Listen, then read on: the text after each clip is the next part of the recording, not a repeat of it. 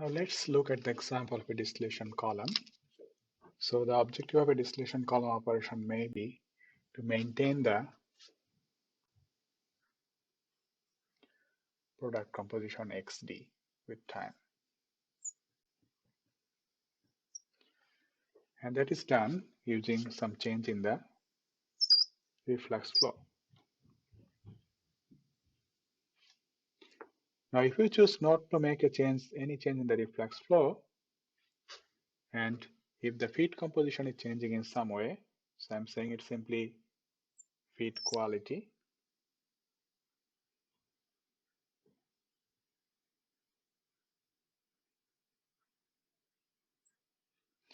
If it's changing in some way, and if you keep the reflux flow to be the same, you may end up getting your product flow to be somewhere varying like this. Now, if you have a requirement for the minimum requirement for the product flow, product quality, then you can think about that in many cases, the product going below the specification, and you don't want that. Now, if you want to avoid the situation, still if you do not want to make a change in the reflux flow, you may keep the reflux something higher, or that will give you that the assurance that okay, it doesn't go below the specification. Now in doing that, what we are doing for the second case, you are making a product of some specification which is really above the requirement. So if you do not make, for this case, you are keeping a product specification average composition over here. In the second case, you are keeping an average composition over there.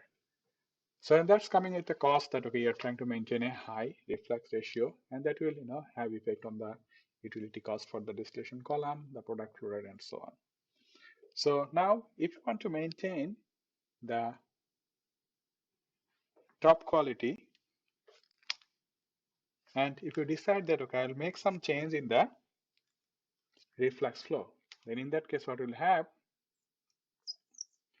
your reflux ratio, because of changing in the feed quality, you'll have to make a change in the reflux ratio in a way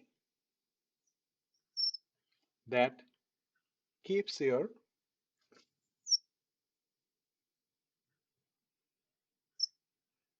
product quality, say, with less variability.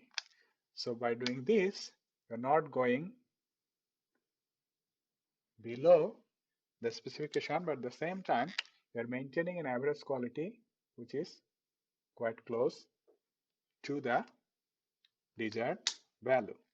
So you're maintaining a reflux flow somewhere average in this line, which may be less than these two cases, but you're still maintaining the product quality.